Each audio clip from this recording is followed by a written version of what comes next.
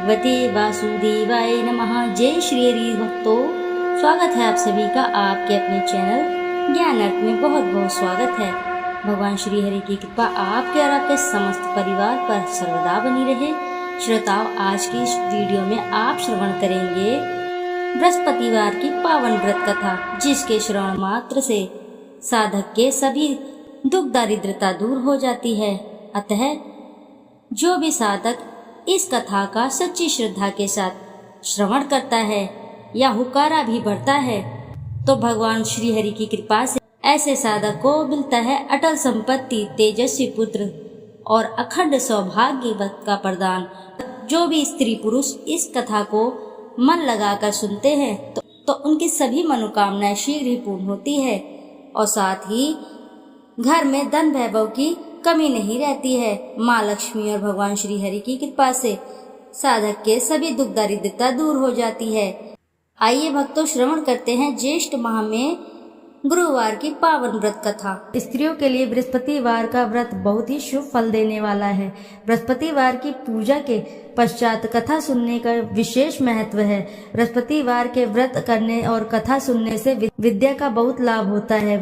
बृहस्पतिवार का नियमित व्रत रखने वाली स्त्री की सभी मनोकामनाएं पूर्ण होती है।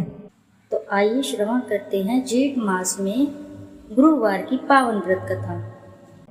प्राचीन समय की बात है, एक बड़ा प्रतापी तथा दानी राजा था। वह प्रत्येक गुरुवार को व्रत रखता था एवं पूजा करता था। यह उसकी रानी को अच्छा ना लगता था। ना वह व्रत करती और ना ही किसी को एक पैसा में दान में देती थी। राजा को भी वह ऐसा करने से मना किया करती थी। एक समय की बात है कि राजा शिकार खेलने वन को चले गए। घर पर रानी और दासी थी। उस समय गुरु बृहस्पति साधु का रूप धारण करके राजा के दरवाजे पर भिक्षा मांगने आए। साधु ने रानी से भिक्षा मांगी तो वह कहने लगी, हे साधु महाराज, मैं इस दान को और पुण्य से तंग आ गई हूँ। कोई ऐसा आप उपाय बताएं जिससे यह सारा धन नष्ट हो जाए तथा मैं आराम से रह सकूं। साधु रूपी बृहस्पति देव ने कहा, हे देवी, तुम बड़ी विचित्र हो। संतान और धन से भी कोई दुखी होता है। अगर तुम्हारे पास धन अधिक है तो इसे शुभ कार्य में लगाओ जिससे तुम्हारे दोनों लोग सुधरें। परंतु साधु की इन बात से रानी खुश नहीं हुई। उसने कहा, मुझे ऐसे धन की आवश्यकता नहीं जिसे मैं अन्य लोगों को दान दूं तथा जिसको संभालने में ही मेरा सारा समय नष्ट हो जाए। साधु ने कहा, यदि तुम्हारी ऐसी ही इच्छा है तो जैसा मैं तुम्हें बताता हूँ तुम वैसा ही करना। बृहस्पतिवार के दिन घर को गोबर से लीपना, अपने केशों को पीली मिट्टी से धोना, केशों को धोते समय स्नान करना, राजा से हजामत बनाने को कहना, भोजन में मांस मदिरा खाना, कपड़ा धोबी के यहाँ धुलने के डालना। इस प्रकार 7 बृहस्पतिवार करने से तुम्हारा सब धन नष्ट हो जाएगा। इतना कहकर साधु बने बृहस्पति देव अंतर्धान हो गए। साधु के कहे अनुसार करते हुए रानी को केवल 3 बृहस्पतिवार दिन ही बीते थे कि उसकी समस्त धन संपत्ति नष्ट हो गई। भोजन के लिए परिवार तरसने लगा। एक दिन राजा रानी से बोला, हे रानी, तुम यहीं रहो, मैं दूसरे देश को जाता हूँ क्योंकि यहाँ पर मुझे सभी जानते हैं, इसलिए मैं यहाँ पर कोई छोटा कार्य नहीं कर सकता। ऐसा कहकर राजा परदेश चला गया। वहाँ वह जंगल से लकड़ी काटकर लाता, शहर में बेचता। इस तरह वह अपना जीवन व्यतीत करने लगा। इधर राजा के बिना रानी और दासी दुखी रहने लगी। एक समय जब रानी और दासियों को 7 दिन बिना भोजन के रहना पड़ा तो रानी ने अपनी दासी से कहा, हे दासी, पास ही के नगर में मेरी बहन रहती है, वह बड़ी धनवान है, तू उसके पास जा और कुछ ले आ ताकि थोड़ा बहुत गुजर बसर हो जाए। दासी रानी की बहन के पास गई। उस दिन बृहस्पतिवार था। रानी की बहन उस समय बृहस्पतिवार की कथा सुन रही थी। दासी ने रानी की बहन को अपनी रानी का संदेश दिया, लेकिन रानी की बहन ने कोई उत्तर नहीं दिया। जब दासी को रानी की बहन से कोई उत्तर नहीं मिला तो वह बहुत ही दुखी हुई। उसे क्रोध भी आया। दासी ने वापस आकर रानी को सारी बात बता दी। सुनकर रानी ने अपने भाग्य को कोसा। उधर रानी की बहन ने सोचा कि मेरी बहन की दासी आई थी परंतु मैं उससे नहीं बोली, इससे वह बहुत ही दुखी हुई होगी। कथा सुनकर और पूजन समाप्त कर वह अपनी बहन के घर गई और कहने लगी, हे बहन, मैं बृहस्पतिवार का व्रत कर रही थी। तुम्हारी दासी गई, परंतु जब तक कथा होती है तब तक न उठते हैं न बोलते हैं, इसलिए मैंने नहीं बोला। कहो दासी क्यों आई थी? रानी बोली, हमारे घर में अनाज नहीं था। ऐसा कहते रानी की आंखें भर आई। उसने दासियों के समेत भूखा रहने की भी बात अपनी बहन को बता दी। रानी की बहन बोली, बहन देखो, बृहस्पति देव भगवान सबकी मनोकामना पूर्ण करते हैं। देखो, शायद तुम्हारे घर में अनाज रखा हो। यह सुनकर दासी घर के अंदर गई तो वहां उसे एक घड़ा अनाज भरा मिला। उसे बड़ी हैरानी हुई, क्योंकि उसने एक एक बर्तन देख लिया था। उसने बाहर आकर रानी को बताया। दासी रानी से कहने लगी, हे रानी, जब हमको अन्न नहीं मिलता है तो हम व्रत ही तो करते हैं, इसलिए क्यों न इनसे व्रत और कथा की विधि पूछ ली जाए, हम भी व्रत किया करेंगे। दासी के कहने पर रानी ने अपनी बहन से बृहस्पतिवार के व्रत के बारे में पूछा। उसकी बहन ने बताया, बृहस्पतिवार के व्रत में चने की दाल और मुनक्का से विष्णु भगवान को केले की जड़ में पूजन करें तथा दीपक जलावें, पीला भोजन करें तथा कथा सुने। इससे गुरु भगवान बृहस्पति प्रसन्न होते हैं, मनोकामना पूर्ण करते हैं। व्रत और पूजन की विधि बताकर रानी की बहन अपने घर लौट गई। रानी और दासी दोनों ने निश्चय किया कि बृहस्पति देव भगवान का पूजन जरूर करेंगे। 7 रोज बाद जब बृहस्पतिवार आया तो उन्होंने व्रत रखा। गुड़साल में जाकर चना और गुड़ बीन लाई तथा उसकी दाल से केले की जड़ तथा विष्णु भगवान का पूजन किया। अब पीला भोजन कहाँ से आए? दोनों बड़ी ही दुखी हुई, परंतु उन्होंने व्रत किया था, इसलिए बृहस्पति देव भगवान प्रसन्न थे। एक साधारण व्यक्ति के रूप में वे 2 थालों में सुंदर पीला फूल लेकर आए और दासी को देकर बोले, हे दासी, यह भोजन तुम्हारे लिए है, तुम्हारी रानी के लिए है, इसे तुम दोनों ग्रहण करना। दासी भोजन पाकर बहुत ही प्रसन्न हुई। उसने रानी को सारी बात बताई। उसके बाद वे प्रत्येक बृहस्पतिवार को गुरु भगवान का व्रत और पूजन करने लगी। बृहस्पति भगवान की कृपा से उनके पास फिर से धन हो गया, परंतु फिर रानी पहले की तरह आलस्य करने लगी। तब दासी बोली, देखो रानी, तुम पहले भी इस प्रकार का आलस्य करती थी। तुम्हें धन के रखने में कष्ट होता है, इस कारण सभी धन नष्ट हो गया। अब गुरु भगवान की कृपा से धन मिला है तो फिर भी तुम्हें आलस्य आ रहा है। बड़ी मुसीबतों के बाद हमने यह धन पाया है, इसलिए हमें दान पुण्य करना चाहिए। अब तुम भूखे मनुष्य को भोजन कराओ, प्याऊ लगवाओ, ब्राह्मणों को दान दो, कुआं, तालाब, बावड़ी आदि का निर्माण करवाओ, मंदिर पाठशाला बनवाकर ज्ञान दान दो, कुंवारी कन्याओं का विवाह करवाओ, अर्थात धन को शुभ कार्यों में खर्च करो, जिससे तुम्हारे कुल का यश बढ़े और स्वर्ग प्राप्त हो और पितृ प्रसन्न हो। दासी की यह बात सुनकर रानी शुभ कर्म में लग गई। उसका यश फैलने लगा। एक दिन रानी और दासी आपस में विचार करने लगी कि ना जाने राजा किस दशा में होंगे। उनकी कोई खोज खबर भी नहीं मिली। उन्होंने श्रद्धा पूर्वक गुरु बृहस्पति भगवान से प्रार्थना की कि राजा जहाँ भी हों शीघ्र वापस आ जाएं। उधर राजा परदेश में बहुत दुखी रहने लगा। वह प्रतिदिन जंगल से लकड़ी बीन कर लाता और उसे शहर में बेचकर अपने दुखी जीवन को बड़ी कठिनता से व्यतीत करता। एक दिन दुखी हो अपनी पुरानी बातों को याद करके वह रोने लगा और उदास हो गया। उसी समय राजा के पास बृहस्पति देव साधु के वेश में आकर बोले, हे लकड़हारे, तुम इस सुनसान जंगल में किस चिंता में बैठे हो, मुझे बतलाओ। यह सुन राजा के नेत्रों में जल भर आया। साधु की वंदना कर राजा ने अपनी संपूर्ण कहानी सुना दी। महात्मा दयालु होते हैं। वे राजा से बोले, हे राजा, तुम्हारी पत्नी ने बृहस्पति देव के प्रति अपराध किया था, जिसके कारण तुम्हारी यह दशा हुई। अब तुम किसी प्रकार की चिंता मत करो, भगवान तुम्हें पहले से अधिक धन देंगे। देखो, तुम्हारी पत्नी ने बृहस्पतिवार का व्रत प्रारंभ कर दिया है।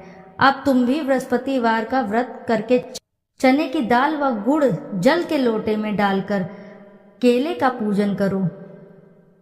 फिर कथा कहो या सुनो, भगवान तुम्हारी सब मनोकामनाओं को पूर्ण करेंगे। साधु की इस बात को सुनकर राजा बोला, हे प्रभु, लकड़ी बेचकर तो इतना पैसा भी नहीं बचता जिससे भोजन करने के उपरांत कुछ बचा सकूं। मैंने रात्रि में अपनी रानी को व्याकुल देखा। मेरे पास कोई साधन नहीं है जिससे इसका समाचार जान सकूं। फिर मैं बृहस्पति देव की क्या कहानी कहूँ। यह भी मुझको मालूम नहीं। साधु ने कहा, हे राजा, मन में बृहस्पति भगवान के पूजन व्रत का निश्चित करो, वे स्वयं तुम्हारे लिए कोई राह बना देंगे। बृहस्पतिवार के दिन तुम रोजाना की तरह लकड़ियां लेकर शहर में जाना। तुम्हें रोज से दुगना धन प्राप्त होगा, जिससे तुम भली भांति भोजन कर लोगे तथा बृहस्पति देव की पूजा का सामान भी आ जाएगा। जो तुमने बृहस्पतिवार की कहानी के बारे में पूछा है वह इस प्रकार है। प्राचीन काल में एक बहुत ही निर्धन ब्राह्मण था। उसके पास कोई संतान नहीं थी। वह नित्य ही पूजा पाठ करता। उसकी स्त्री न स्नान करती और न ही किसी देवता का पूजन करती। इस कारण ब्राह्मण देवता बहुत दुखी रहते थे। भगवान की कृपा से ब्राह्मण के यहाँ एक कन्या उत्पन्न हुई। कन्या बड़ी होने लगी।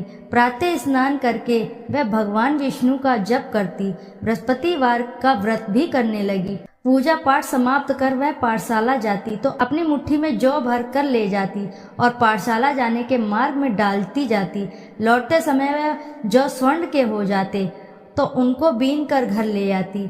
एक दिन वह बालिका सूप में उन सोने के जौ को फटकार कर साफ कर रही थी कि तभी उसकी माँ ने देख लिया और कहा, हे बेटी, सोने की जौ को फटकने के लिए सोने का सूप भी तो होना चाहिए। दूसरे दिन गुरुवार था। कन्या ने व्रत रखा और बृहस्पति देव के सोने का सूप देने की प्रार्थना की। बृहस्पति देव ने उसकी प्रार्थना स्वीकार कर ली। रोजाना की तरह वह कन्या जौ फैलाती हुई पाठशाला चली गई। पाठशाला से लौटकर जब वह जौ बीन रही थी तब बृहस्पति देव की कृपा से उसे सोने का सूप मिला। उसे वह घर ले आई और उससे वह जौ साफ करने लगी, परंतु उसकी माँ का वही ढंग रहा। एक दिन की बात है, कन्या सोने के सूप में जौ साफ कर रही थी। उस समय उस नगर का राजकुमार वहां से निकला। कन्या के रूप को देखकर वह मोहित हो गया। राजमहल आकर वह भोजन तथा जल त्याग कर उदास होकर लेट गया। राजा को जब राजकुमार द्वारा अन्न जल त्यागने का समाचार ज्ञात हुआ तो अपने मंत्रियों के साथ वह अपने पुत्र के पास गया और कारण पूछा। राजकुमार ने राजा को उस लड़की का घर पता बताया। मंत्री उस लड़की के घर गया। मंत्री ने ब्राह्मण के समक्ष राजा की ओर से निवेदन किया। कुछ ही दिन बाद ब्राह्मण की कन्या का विवाह राजकुमार के साथ संपन्न हो गया। कन्या के घर से जाते ही ब्राह्मण के घर में पहले की भांति गरीबी का निवास हो गया। एक दिन दुखी होकर ब्राह्मण अपनी पुत्री से मिलने गए। बेटी ने पिता को अवस्थ अकोल देखा और अपनी माँ का समाचार पूछा। ब्राह्मण ने सभी हाल कह सुनाया। कन्या ने बहुत सा धन देकर अपने पिता को विदा कर दिया, लेकिन कुछ ही दिन बाद फिर वही हाल हो गया। ब्राह्मण फिर अपनी कन्या के पास गया और सभी हाल कहा तो पुत्री बोली, हे पिता, आप माताजी को यहाँ ले आओ, मैं उन्हें ये विधि बता दूंगी जिससे गरीबी दूर हो जाए। ब्राह्मण देवता अपनी स्त्री को साथ लेकर अपनी पुत्री के पास राजमहल पहुँचे तो पुत्री अपनी माँ को समझाने लगी, हे माँ, तुम प्रातः काल स्नान आदि करके विष्णु भगवान का पूजन करो, तब सब दरिद्रता दूर हो जाएगी। परंतु उसकी माँ ने उसकी एक भी बात ना मानी। वह प्रातः काल उठकर अपनी पुत्री का बचा जूठन खा लेती थी। एक दिन उसकी पुत्री को बहुत गुस्सा आया। उसने अपनी माँ को एक कोठरी में बंद कर दिया। प्रातः उसे स्नान आदि करा के पूजा पाठ करवाया तो उसकी माँ की बुद्धि ठीक हो गई। इसके बाद वह नियम से पूजा पाठ करने और प्रत्येक बृहस्पतिवार को व्रत रखने लगी। इस व्रत के प्रभाव से मृत्यु के बाद वह स्वर्ग को गई। वह ब्राह्मण भी सुखपूर्वक इस लोक का सुख भोग कर स्वर्ग को प्राप्त हुआ। इस तरह कहानी कहकर साधु देवता वहां से लोप हो गए। धीरे धीरे समय व्यतीत होने पर फिर बृहस्पतिवार का दिन आया। राजा जंगल से लकड़ी काटकर शहर में बेचने गया। उसे उस दिन और दिनों से अधिक धन मिला। राजा ने चने गुड़ आदि लाकर बृहस्पतिवार का व्रत किया। उस दिन उसके सभी क्लेश दूर हुए।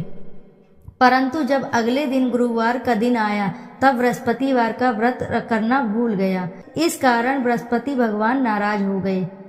उस दिन उस नगर के राजा ने विशाल यज्ञ का आयोजन किया था। अपने समस्त राज्य में घोषणा करवा दी थी कि सभी मेरे यहाँ भोजन करके आएंगे, किसी के घर चूल्हा नहीं जलेगा। इस आज्ञा को जो नहीं मानेगा उसको फांसी दे दी जाएगी। राजा के अनुसार राज्य के सभी वासी भोज में सम्मिलित हुए, लेकिन लकड़हारा कुछ देर में पहुंचा। इसीलिए राजा उसको अपने साथ महल में ले गए।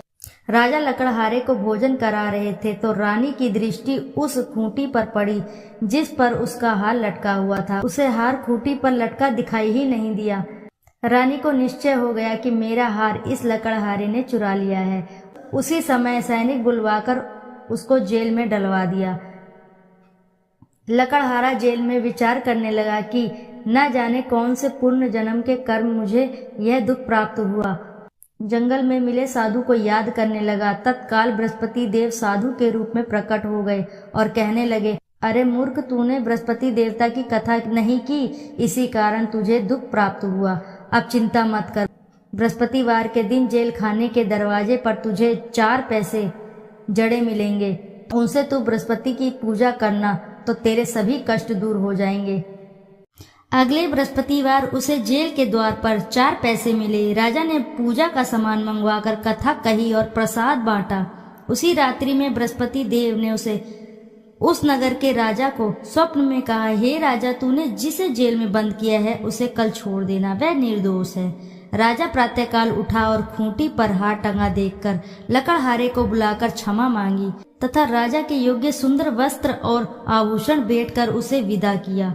गुरुदेव की आज्ञा अनुसार राजा अपने नगर को चल दिया। राजा जब नगर के निकट पहुंचा तब उसे बड़ा ही आश्चर्य हुआ। नगर में पहले से अधिक बाग, तालाब और कुएं तथा बहुत सी धर्मशालाएं, मंदिर आदि बने हुए थे। राजा ने पूछा कि यह किसका बाग और धर्मशाला है?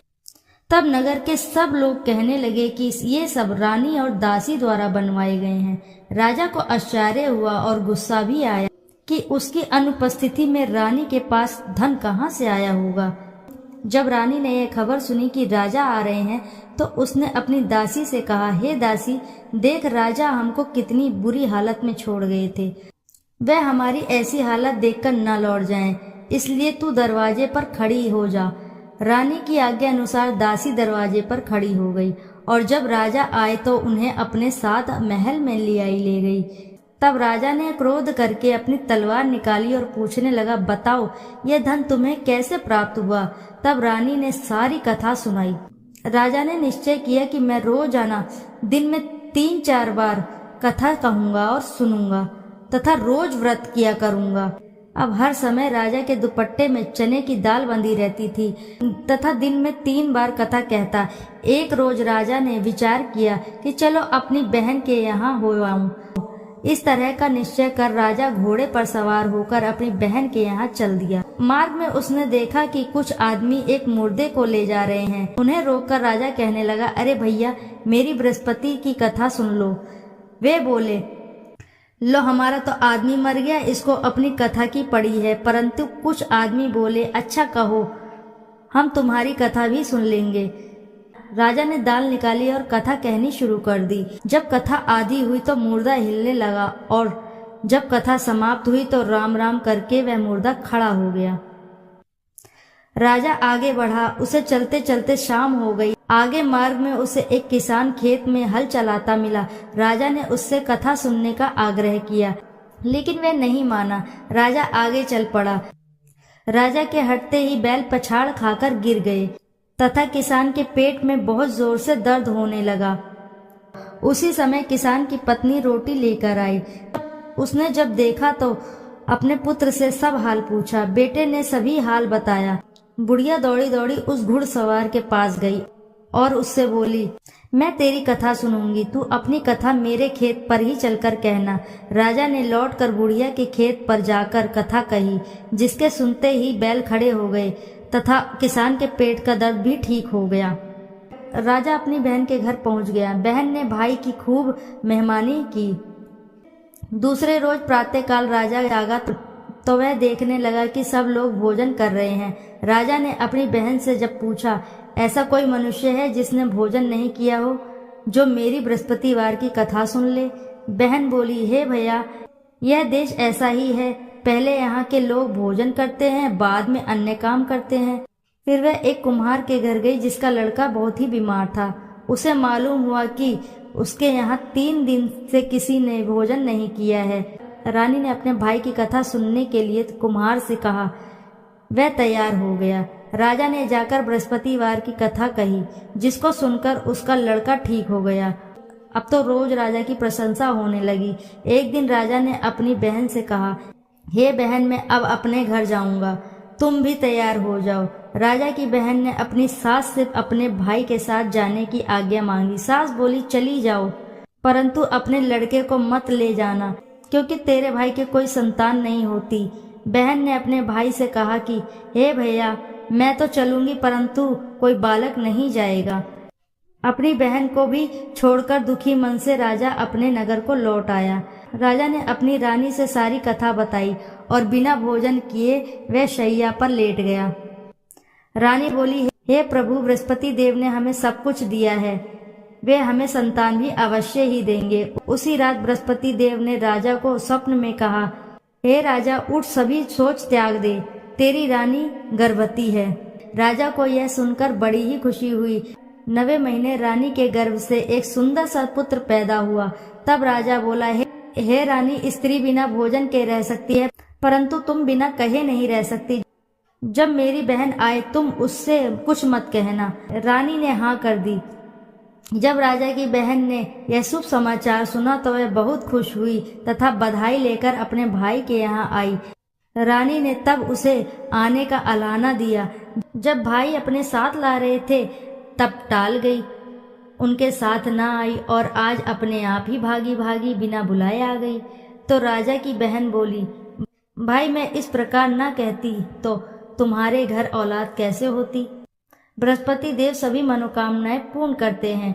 जो सद्भावना पूर्वक बृहस्पतिवार का व्रत करता है एवं कथा पढ़ता है अथवा सुनता है और दूसरों को सुनाता है, बृहस्पति देव उसकी सभी मनोकामनाएं पूर्ण करते हैं, उनकी सदैव रक्षा करते हैं। जो संसार में सद्भावना से गुरु का पूजन एवं व्रत सच्चे मन से और सच्चे हृदय से करते हैं, जैसे सच्ची भावना से रानी और राजा ने बृहस्पति देव की कथा का गुणगान किया तो उनकी सभी इच्छाएं बृहस्पति ने पूर्ण की।